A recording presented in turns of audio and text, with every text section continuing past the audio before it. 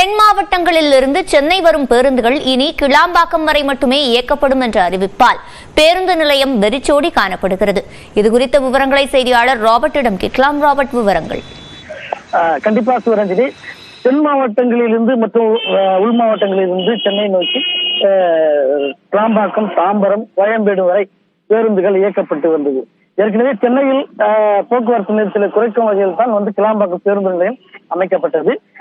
அப்படி இருந்தும் தொடர்ந்து கோயம்பேடு, தாம்பரத்துக்கு எதிர்த்து பேருந்து இயக்கப்பட்டு வருகிறது. ஆனால் போக்குவரத்து நெரிசல் ஏற்படுகிறது என்று பெரும்பாலானோர் அந்த குற்றச்சாட்டை முன்வைத்திருந்த நிலையில் இன்று முதல் தாம்பரம், கோயம்பேடு ஆகியவற்றிற்கு தென் மாவட்டங்களில் இருந்து வரும் அனைத்து பேருந்துகளும் இனிமேல் கிளாம்பாக்கத்தில் மட்டுமே நிறுத்தப்படும். கிளாம்பாக்கத்திலிருந்து தென் மாவட்டங்களுக்கு இயக்கப்படும் என்ற ஒரு அறிவிப்பு வெளியிட்டது. இதன் காரணமாக இன்று காலை முதல் கிளாம்பாக்கம் பேருந்து நிலையத்தில் கூட்ட நெரிசல் இல்லாமல் பயணிகளின் வருகை மிக குறைவாகவே காணப்படும் காட்சிகள் நம்மளால் காண முடிகிறது. பெரும்பாலான பேருந்துகளில் காலியாகவே இருக்கைகள் உள்ளன.